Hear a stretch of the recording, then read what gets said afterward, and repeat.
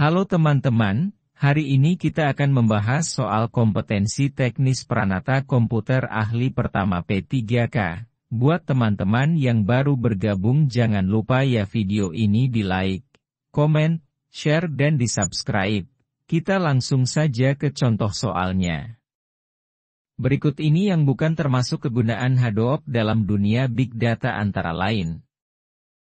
A. Untuk menyimpan set data yang beragam. B. Untuk pemrosesan data paralel. C. Untuk memudahkan sharing. D. Untuk melakukan pemrosesan data yang ukurannya masif.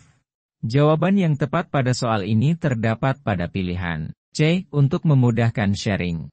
Kegunaan Hadoop dalam dunia Big Data setidaknya bisa dipetakan ke dalam 3 hal. 1.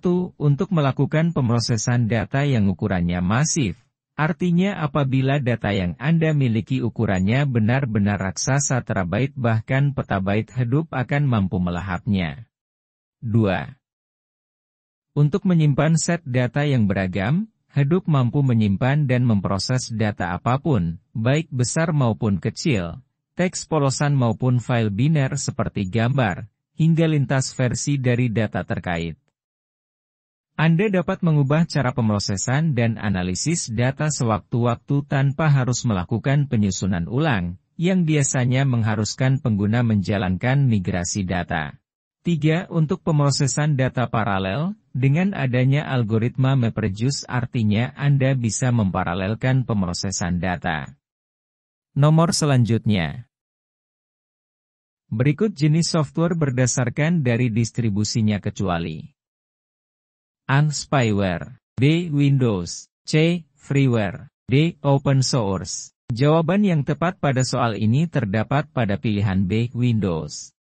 Jenis software atau perangkat lunak berdasarkan distribusinya. 1. Firmware. Merupakan jenis penyimpanan perangkat lunak yang hanya bisa dibaca dan tidak dapat diubah atau dimodifikasi.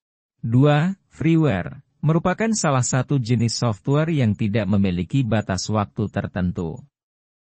Akan tetapi, kebanyakan software jenis ini memiliki fitur yang tidak begitu lengkap. 3. Adware. Jenis perangkat lunak ini dapat diperoleh serta digunakan tanpa biaya. Akan tetapi, perangkat lunak ini masih menyediakan kompensasi dengan adanya iklan yang muncul pada perangkat komputer yang digunakan. 4. Open source, yakni sejenis perangkat lunak yang dapat dibuka kode sumbernya. Anda juga bisa mengubah, meningkatkan, hingga menyebarluaskannya. Umumnya, software jenis ini diperoleh tanpa biaya dan dikembangkan oleh orang lain menggunakan lisensi, yang bernama GPL atau General Public License. 5. Malware. Merupakan salah satu jenis dari software yang dianggap berbahaya dan bisa merusak apabila disalahgunakan penggunaannya, perangkat lunak yang sengaja dirancang untuk menyebabkan kerusakan pada komputer, klien, atau jaringan komputer. 6. Shareware. Merupakan sebuah perangkat lunak yang dapat digunakan untuk keperluan tertentu. Anda bisa menggunakannya secara gratis.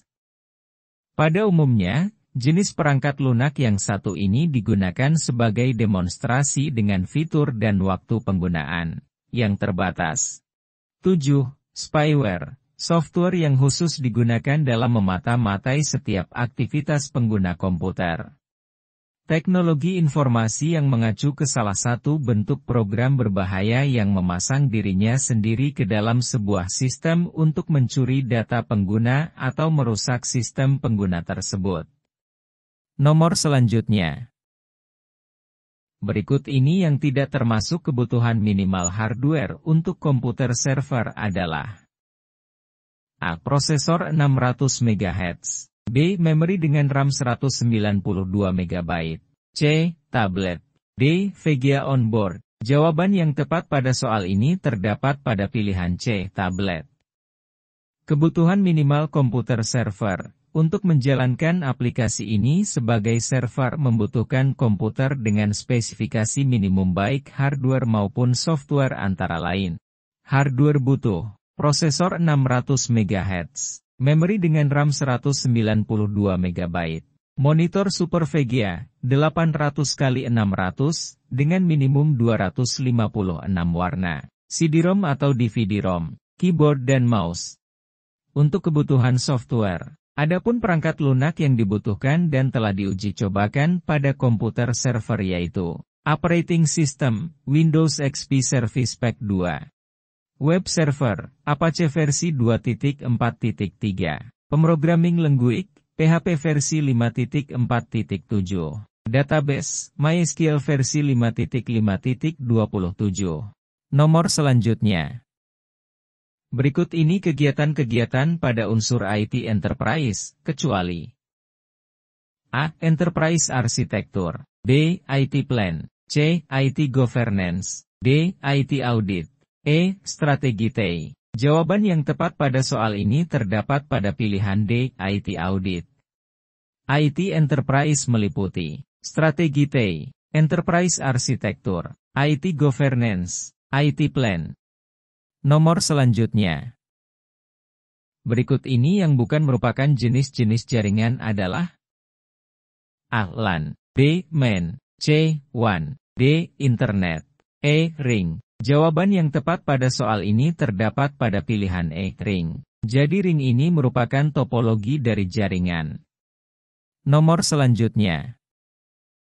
Seorang peranata komputer yang mempunyai ijazah S1 dan menduduki golongan 3D, maka ia masuk dalam jenjang peranata komputer. A. Ahli madya, B. Mahir, C. Ahli muda, D. Ahli pertama, E. Penyelia. Jawaban yang tepat pada soal ini terdapat pada pilihan C. Ahli muda. Jadi teman-teman bisa perhatikan tabel di bawah ini, golongan 3D masuk dalam jenjang jabatan ahli muda. Nomor selanjutnya. Seorang peranata komputer yang mempunyai ijazah D3 dan menduduki golongan 3C, maka ia masuk dalam jenjang peranata komputer. A. Penyelia, B. Mahir, C. Pelaksana, D. Ahli pertama, E. Terampil. Jawaban yang tepat pada soal ini terdapat pada pilihan A. Penyelia. Jadi teman-teman bisa perhatikan tabel di bawah ini, golongan 3C masuk dalam jenjang jabatan penyelia. Nomor selanjutnya. Berikut ini jenjang jabatan peranata komputer tingkat keterampilan, kecuali A. Pertama, B. Mahir, C. Penyelia, D. Pemula, E. Terampil. Jawaban yang tepat pada soal ini terdapat pada pilihan A. Pertama. Teman-teman bisa lihat tabel di bawah, jabatan peranata komputer tingkat keterampilan meliputi pemula, terampil, mahir dan penyelia. Demikian pembahasan soal pada kesempatan ini, semoga bermanfaat dan sampai ketemu di video selanjutnya, dan jangan lupa di subscribe channel YouTube kami ini, terima kasih.